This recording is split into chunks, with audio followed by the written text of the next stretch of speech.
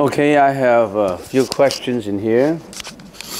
And before I answer these questions, maybe I should just say a few words about the sutra that I on the TV. Amitabha Sutra. Now, in the North American culture, or in Europe, the heaven concept is the most prevalent in many religions. Everybody's talking about going to heaven. I want to go to heaven. Roman Catholic, Christian, whatever religions, they're always talking about going to heaven after death. So the heaven concept is related to the after death concept. Everybody care about where they're going. But some people, of course, they don't care. Some people said, if I haven't finished my living, I don't have time for dying. Why should I consider dying? Dying is so remote from me. Most people are like that. Dying is so remote. I'm not dying, I'm healthy. Why should I care about dying? But there are people who are more far-sighted, seeing into what happened after death. Now, whether we should care about after death, what's the emphasis we should place in considering after death? Now, that's another issue. After all, if you think that death is so remote from you, that may not be the case. It does not matter whether you're old or young. Death is always between a breath. You know, sometimes youngsters, you see him today, 18, 19, one accident would take his life away. So death is any time. So since death is any time, people usually have two kinds of worries. One is, where would I go after I died? And another is, when I'm dying, will I be painful? What I would go through? What kind of experiences I will go through when I'm dying? Many people have worries about dying too. Because this kind of worries is because in daily life, we witness the pain of dying. We imagine the pain of dying. We worry about the pain of dying. We worry about the suffering of dying because we have seen friends and relatives who really suffer. And some people, really, if you're a volunteer to hospital care, some people are in hospital care for years, for months, breathing the last breath. They couldn't let go of it. And sometimes I think it's quite valuable experience to work in hospital care as a volunteer, so you know how people suffer. I have seen people who suffer in hospital care, in the hospital bed for 3 years, breathing his last breath. So death is something that people are worrying about. There's no use just worrying about it. Why do you want to find out more information about dying? More information about experiences of dying. More information about what happened to you after death. What can you do about it? About dying? Are you interested in knowing what happened to me when I died? It's too late to learn about it when you're dying, because you only experience what would be confronting you. The Amitabha Sutra talks about what should you do before you die, and what should you do when you are dying, and where will you go after death. All these issues are being talked about, are being pondered upon by people who care. And there are many books about dying. The Tibetan Book of the Dead, that's one of the most famous ones about dying. For example, it talks about what happened to you when you're dying. People like to talk about the soul. We all talk about common people. It does not matter what religion you believe in. They're always talking about a soul. S-O-U-L, soul. And of course, different religions may use different definitions. In Buddhism, it's not just soul it's talking about. It talks about the consciousness, the alaya consciousness. The soul actually is a conglomeration of not just the consciousness. It's about 8 consciousnesses, of course. Now, when we are dying, what happened to the soul? If you define that as soul. When you are at the verge of dying, or when you are suffering from dying, then your soul is waiting to leave your body. Now, I have to be very careful in using that quote-unquote soul, but just for the sake of understanding. I don't want to use alaya consciousness, the 8th consciousness and all that. Just use a common, understandable English term, the soul. What happened to your soul? When you're at the verge of dying, when you're dying, what happened to your soul? Because most people believe that everybody has a soul. Your soul, quote-unquote soul, leaves the body from 6 places. That's what we call the understanding of the Bardo stage of death. Now, if you already have known about those 6 places, and I don't have to repeat it. Anyone who does not know about it, raise your hands. So you all know about it. Oh, all right. So those who don't raise your hands, that means you already know. But anyway, since there's some people who don't know, maybe I summarize it. When you are dying, your soul leaves the body through 6 places. And we all know that when you're dying, you don't have any temperature after a while. After a few hours, you don't have any temperature anymore. You don't have a breath. You don't have a temperature. And your circulation is not really working. In some part may be working. And if your whole body would become cold and stiff. And since the whole body is cold, if the soul leaves through the bottom of your feet, the sutra says that's a victim of hell. You go to inferno because the soul leaves the body from the lowest point, from the soles of your feet. So all your body, it's cold, but then the last warmth, when you feel it, is from the sole of the feet.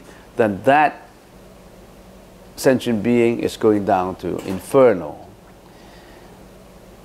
If the soul lives through the kneecaps, so all the body is cold, you touch the kneecap areas, there's still a little bit of warmth in it. That means the last warmth leaves through there.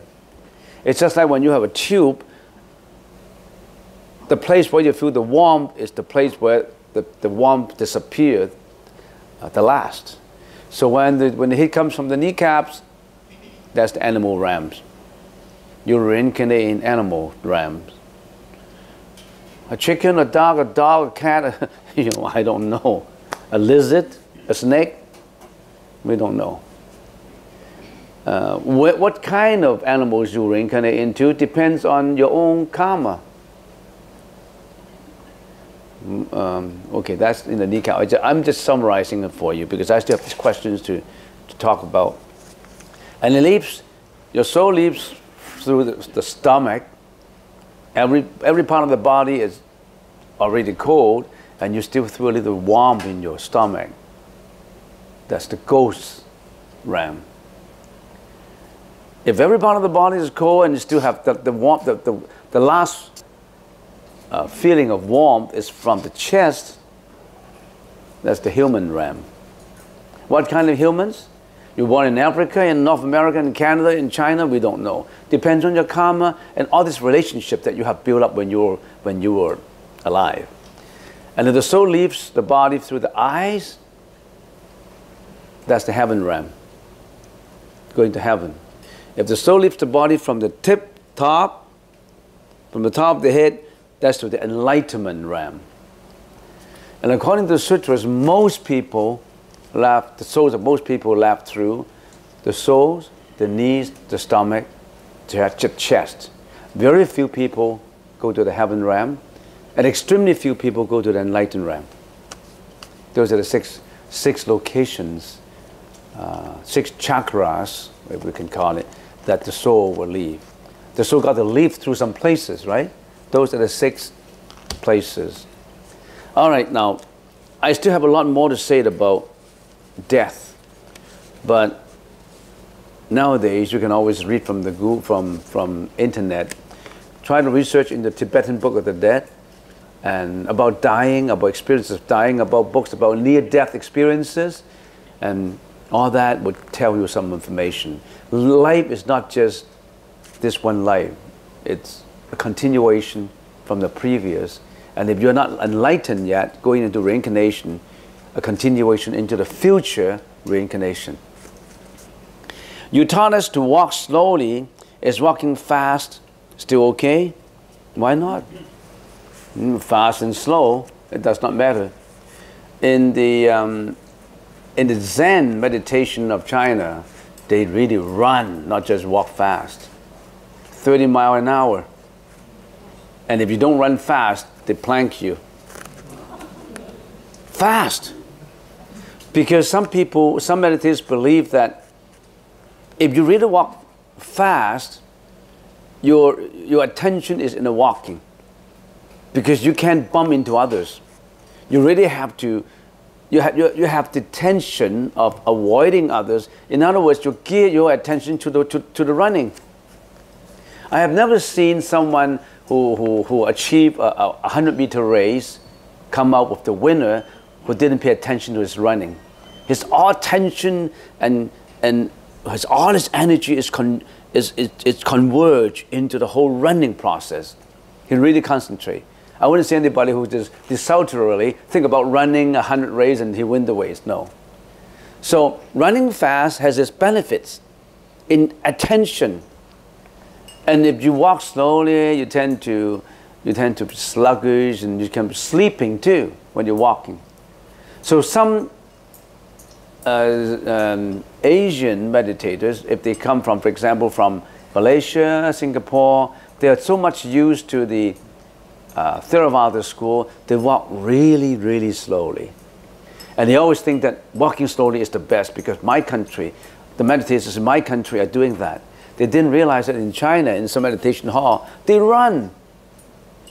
They run, and you can even hear the sound of their sleep floating in the air, and you know, all kinds of sound. And that's what it is. Okay, next. How can one become a monk here in Vancouver? I think it's more important, why do you want to become a monk? It's not just location. So if I say being a monk just in Vancouver, but how about a monk in Houston, going to Houston? So I'm a monk in Vancouver, and I always stay in Vancouver because Vancouver has nice weather. Vancouver breathes fresh air. We have democracy, and here everybody is free, and I don't like to go to another country to become a monk. So you're selective in which location. Well, consider the objective of being a monk. Why do you want to become a monk? Not just the location. I want to choose a place where I eat the best, live the best, breathe the fresh air, the best air. Then that's a good place for me to be a monk. Is that the objective of being a monk? In some really Theravada, really practicing, very good monk, I mean monk who really work hard, they went to the forest. And they practiced under Ajahn for 20 years, meditating in the forest. Mosquitoes around, everybody's given a mosquito net, and you go out and you meditate. You're living in a mosquito net. And what they eat is not something like this. You've been spoiled compared to what they've got. A dessert after meal, forget it. You probably would chop just one piece of bamboo, sugar cane, and hand it to you. Here's your dessert. Nothing like a cake. What do you want, a chocolate cake or a red beans cake? No. You got mosquitoes, you got snakes. You know, under different situations, your intention of enlightenment is not being influenced by the conditions surrounding you. You can overcome them. You're talking about here in Vancouver, you become a monk. Well, don't let me stifle your conscientiousness in becoming a monk. Why do you want to become a monk? What is your objective in becoming a monk? That's more important. And then after you have identified the right motive, then we say, where should I become a monk? That's important. When you're talking about Vancouver, are you talking about which teacher I should get ordained under? If you ordain under the teacher that's not appropriate for you, you could be wasting your time. So you really have to choose the kind of teaching, the practice in that temple. Location is not the right issue, the main issue. Only in real estate it is. Location, location, location, but not in becoming a monk. Next question. For every action, there is an equal and opposite reaction. Does this mean that no good deed goes unpunished? You mean good deeds will be punished? No, I don't think so. Good deeds will lead to good results. Who would punish good deeds? Yeah, cruel kings may punish good deeds. But say that you have done something really right. You are a saint in a country where there's tyranny. The king said, "You're a sage, and you're even more famous than me. I want to execute you. So you're a sage, you're a saint. That means you are carrying out good deeds. But I, being a tyrant, I want to execute you." Why would this punishment be landing on that sage? It's not because of what he has done, the good deeds. It's probably because of, in previous life, that sage, that saint, could have done something wrong to the king. Now the king is seeking a revenge, not because of his good deeds. Good cause would only lead to good effect. Good cause would not lead to bad effects. Only bad cause would lead to bad effects. They won't mix. But they won't mix. How does this compare with the law of cause and effect? How can a good thought lead to a good outcome? Well, if I use the example of an apple tree, I have chosen my seed, and that seed for that apple is from a healthy tree, and after I planted it, the shooting will come out, and then I slowly nurtured it. I give it to all the attention I have to put in my labor into it, and I really care for it. I watch its growth every day, and I want to make sure that there's the proper sunshine. I want to make sure that there's the proper watering. I want to make sure that even the air is good around it. I'm contributing a lot of good causes to make sure that that tree survives. That tree will grow into a good apple tree. And all of a sudden, I find some insects surrounding it that may affect the tree. Then I'm searching for advice. I'm trying to remove the insects from it. I'm doing everything, all the good deeds to make sure that that tree survives and that tree grows healthy. If I've done all the preparation, that tree will not die. Even that tree is ready to die, I choose another location for it. I try every way to put all the good causes together to make sure that that tree would survive and I get apples from it. How can it go bad? Unless there's some mistakes in the process of building good causes. So how can a good thought lead to a good outcome? Because you have made all the preparation. You have contributed all the factors to it that make it come true. It depends on you. Not depends on the tree. Depends on you how you do it. Next question. A big thank you to Venerable Hong Chi for another wonderful talk with inspiring examples. We're struggling with developing patience all the time. This will help me tremendously. So I answer all the questions, and there's the questions that Reverend Hong will answer because he's talking about patience. I have a question here. So this is related to the talk that I just gave. The question is, what is the difference between patience and forgiveness? to me, today's teaching was more about forgiveness when thinking about the mother who lost her child by another child. So I think we should understand that when we talk about patience, patience is a very broad subject. And when we talk about it, we're not just talking about it in the traditional sense of patience. When people talk about being irritated by someone who's being obnoxious, or dealing with kids that don't listen to you, or putting up with a boss that's been hard on you. Patience extends beyond that. As I mentioned in my talk, one element of patience is being able to receive and embrace any sort of abuse or harm that people cause you. And forgiveness is very much linked with patience when you talk about it from that perspective. Because to forgive someone, you need to express your understanding towards that person's situation. You have to understand the causes and conditions that led to that person to do that thing that harmed you, and have the compassion and sympathy to forgive him. And that's very much linked with patience, because patience requires that understanding. It requires understanding coupled with sympathy and compassion. When you have understanding, then you know that that person may have harmed you, or someone that you love, because they themselves are feeling a lot of suffering within. Or perhaps it was maybe because of something unskillful that you did that led them to do that harm to you. So patience and forgiveness, they shouldn't be separated. Forgiveness is a required quality in order to practice patience. Oh. Maybe I should add in a few words about that question, just a few words. Patience, forgiveness, and endurance, they are related. How do you practice? How do you practice being patient? How do you practice endurance? And how to practice all these virtues?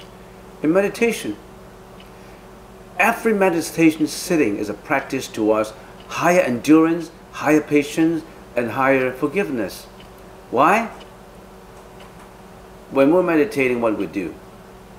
Let go, right? Letting go. So all these things that come through my senses, I won't let it stay in my mind to disturb me, and I won't seek for revenge for what has disturbed me. I just let go of it. It's just like in the morning when your wife is nagging you, when your girlfriend said, I want a divorce, all kinds of maybe disrespectful languages and things like that.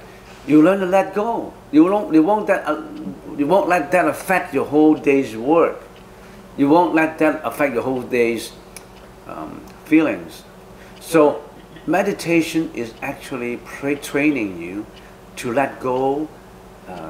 When you let go, that means you have more patience. When the black crow is disturbing you, you have the patience of letting it go. When the car is honking and disturbing your meditation, you have to let it go. When you think about yesterday's enemies, yesterday's unpleasing events, you let it go. When you worry about the future, you let it go. All these things you let go. So actually, you don't know the wonder of meditation. Now you know. Every sitting is an enhancement to your experiences in life, in training yourself how to let go, how to render generosity, how to build up your endurance, how to give forgiveness, how to be kind, how to build up your wisdom. So don't underestimate every session of meditation, be it at home or in the temple. If you really put your time in training yourself in meditation, wonders will come. It's just like when you watch a television, when you watch some people are really awesome and amazing. How can they flip like that? How can a hip hop dancers be doing something like that? Nobody can do something like that. Why? Because they practice and practice and practice until they sharpen their skill. But what's the objective of practicing that? They want fame. They want to say, oh, you're great. I mean, you can hip hop like that, or you can rap like that, you can dance like that, you can somersault, you can do all kinds of amazing feats that nobody can do. It's an enhancement of self. But in meditation is a giving of self, letting go of self. In the process of doing that, you sharpen your skill of obtaining wisdom, your skill of going to enlightenment. But how many people would put the same kind of practice in terms of time and efforts to meditation? They want to put all that in hip-hop, singing. They want to win. They want to praise. The Olympic trainer, if an Olympic person, athlete, spend the same time meditation as they put in the games, in the practice, they may be a Buddha in no time. But the game would give them an enhancement of self. They have been habitually doing that to enhance the self. But mind you, if those Olympic trainers or athletes, if they all of a sudden turn their attention to enlightenment, they are highly successful people. They will be more successful than the average person. Think about that.